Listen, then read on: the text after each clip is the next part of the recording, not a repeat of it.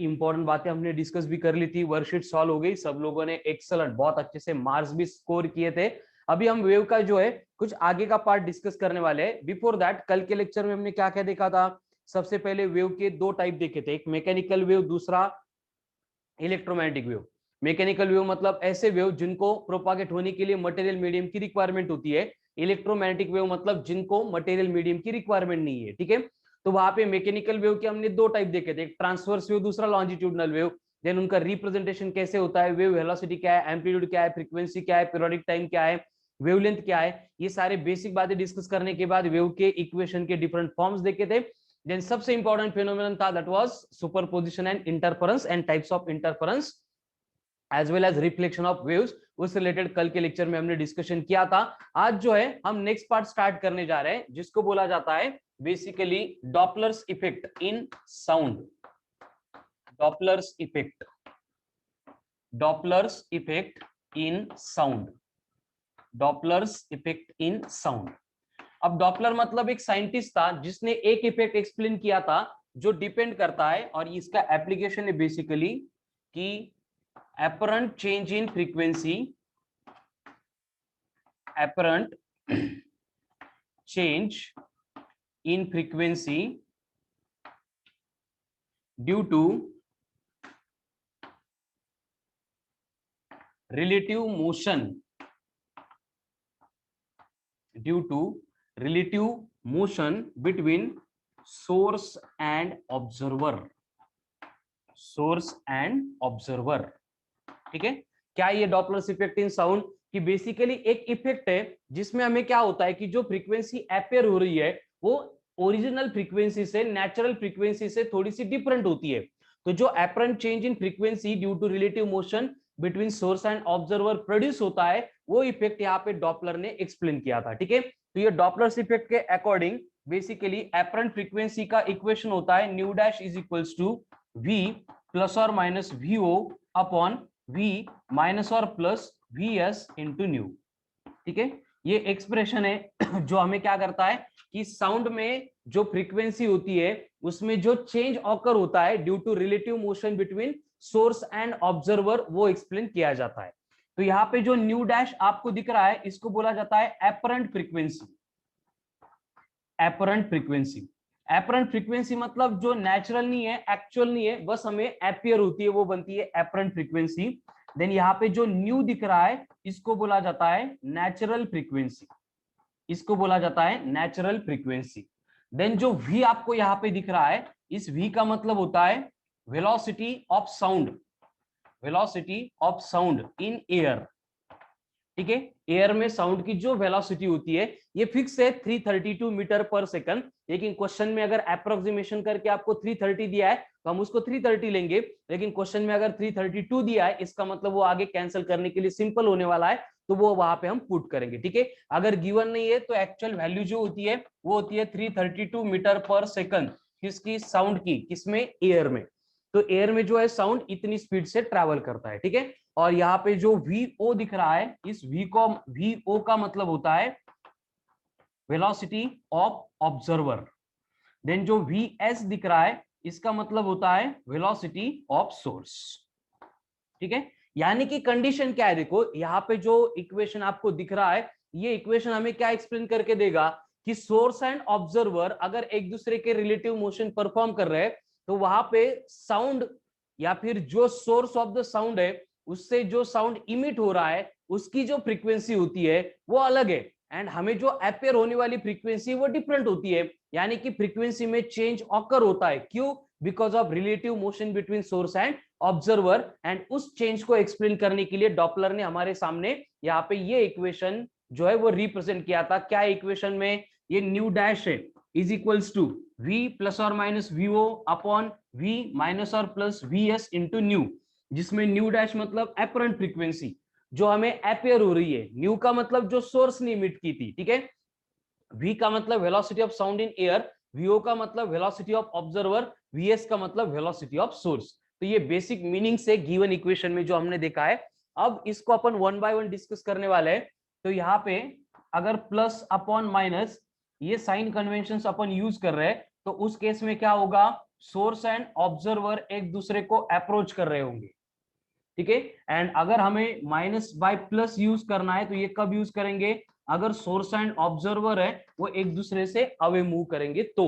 अब ये इन सब की मीनिंग्स जो है वो और अच्छे से समझ में आएगी, साइन कन्वेंशंस की, वेलोसिटी ऑफ सोर्स की, वेलोसिटी ऑफ ऑब्जर्वर की, जब हम नेक्स्ट आगे का एग्जांपल देखेंगे। तब तक इसका स्क्रीनशॉट ले लो, ये बेसिक इंपॉर्टेंट है। आज मैं इतना ही पार्ट पढ़ाने वाला हूं, इसी के ऊपर डीपीपी आने वाली है, इसी के ऊपर टेस्ट होने वाली है, सो एकदम अच्छे से इसको प्रिपेयर करना है सबको।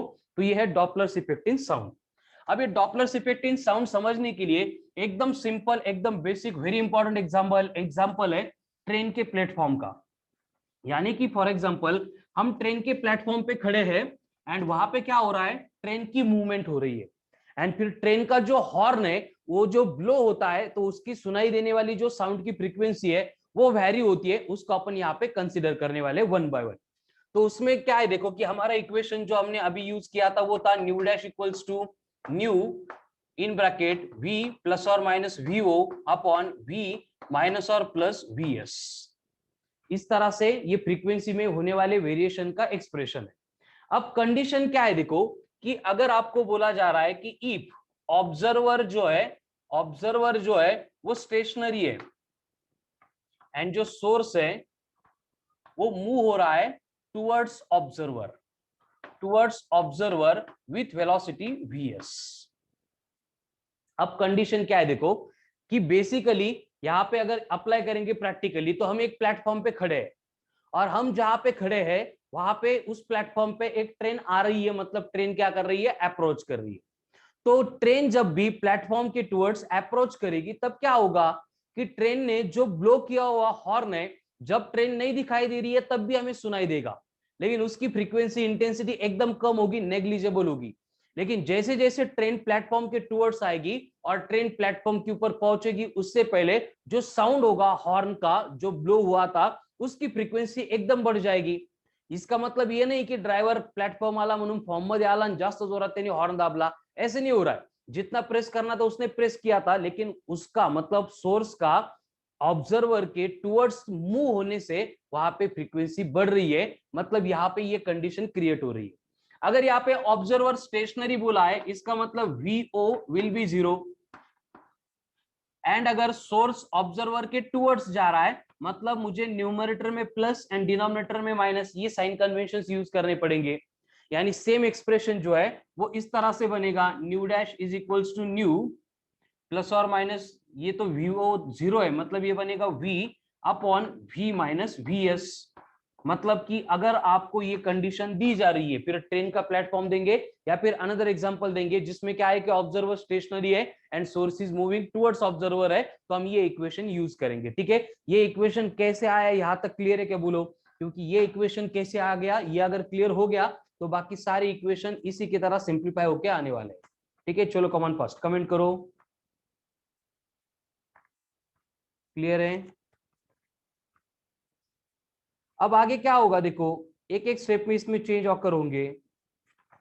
क्या क्या चेंजेस ऑकर होंगे कि अब ऑब्जर्वर स्टेशनरी था, आगे जाके क्या होगा, ट्रेन अवे फ्रॉम ऑब्जर्वर जाएगी और ट्रेन अगर अवे फ्रॉम ऑब्जर्वर जाने लगी तो उस केस में क्या क्या चेंजेस होंगे, बस जो ऊपर की स्टेप में किया था वही रिपीटेशन होगा। मतलब देखो सेकंड केस में क्या होगा, हम प्लेटफॉर्म पे खड़े थे, ट्रेन आ गई लेकिन वो हमारी ट्रेन नहीं थी तो ट्रेन चली जाने लगी, हम वहीं पे खड़े। तो अब क्या होगा देखो, जब ट्रेन प्लेटफॉर्म पे थी तब उसका साउंड बहुत ज्यादा सुनाई दे रहा है, लेकिन ट्रेन जैसे जैसे दूर जा रही है आगे जा रही है जो साउंड की फ्रीक्वेंसी वो धीरे धीरे धीरे धीरे कम होती जा रही है।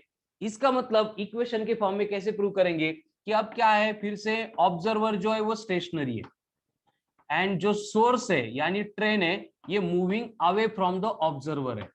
तो इस केस में हमें क्या करना पड़ेगा, वीओ को 0 लेना पड़ेगा, बस इस साइन कन्वेंशन न्यूमरेटर में माइनस एंड डिनोमिनेटर में प्लस ये यूज करने पड़ेंगे।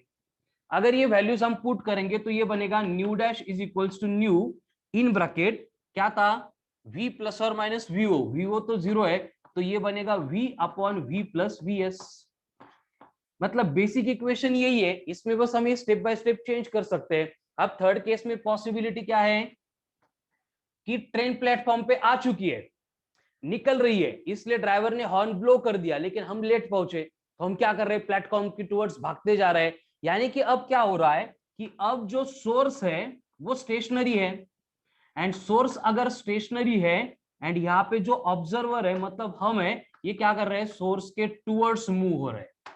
तो इस केस में जो फ्रीक्वेंसी है, मालूम है कि जैसे ट्रेन के क्लोज जाएंगे आवाज बढ़ता जाएगा, मतलब यहाँ पे ये जो न्यू डैश है ये बनेगा v प्लस vo, क्योंकि अब स्टेशनरी कौन है, सोर्स है, यानी vs0 है डिवाइडेड बाय v।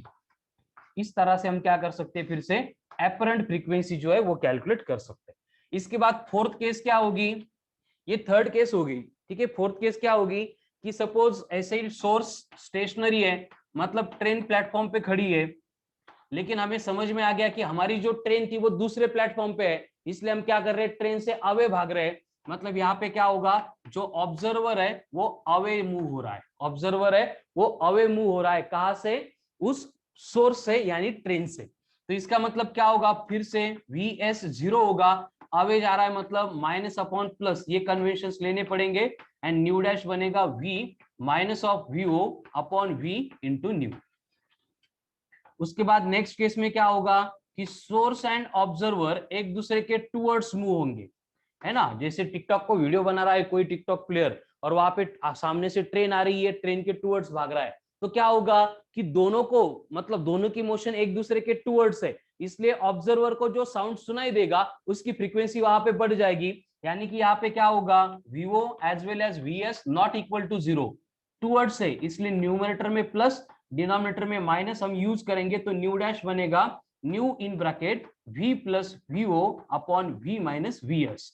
हमें इक्वेशन से लेना देना है, उसका क्या हुआ था छोड़ दो, कुछ लेना देना नहीं है। अब लास्ट प्रोबेबिलिटी क्या है कि सपोज ट्रेन आगे जा रही है एंड ये एकदम आगे पढ़ाई लग रहे, मतलब सोर्स एंड ऑब्जर्वर जो है वो एक दूसरे से अवे मूव हो रहे हैं, तो उस केस में क्या होगा, यहाँ पे लिखता हूं, लास्ट केस है 6 नंबर की, कि यहाँ पे क्या हो रहा है कि vo as well as vs not equal to zero, लेकिन both are moving away from each other. अगर अवे जा रहे हैं तो न्यूमरेटर माइनस होगा, डिनोमिनेटर प्लस होगा, एंड इसकी वैल्यू अगर मैं पुट करूंगा तो यहाँ पे न्यू डैश बनेगा nu in bracket v minus vo upon v plus vs। यानी कि एक ही बेसिक इक्वेशन है, लेकिन according to the motion of source and observer हम उसको ऐसे डिफरेंट केसेस में डिफरेंट पार्ट में स्प्लिट कर सकते हैं। चलो one by one, one by one एक एक स्टेप ध्यान से देखो, ऑब्जर्व करो। Is that clear? Come on fast, है क्लियर?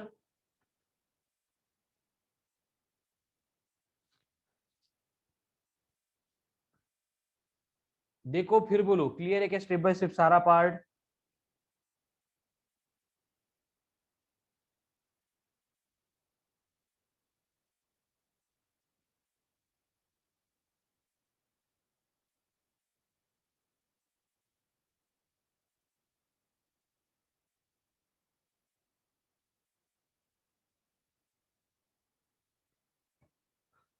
ओके, सबको क्लियर है, गुड। तो इसमें क्या होगा कि आपको वैल्यूज दी जाएगी, ऑब्जर्वर या फिर सोर्स, उनकी वेलोसिटी की, एंड हमें जो है एपरेंट फ्रीक्वेंसी कैलकुलेट करनी पड़ेगी, ठीक है।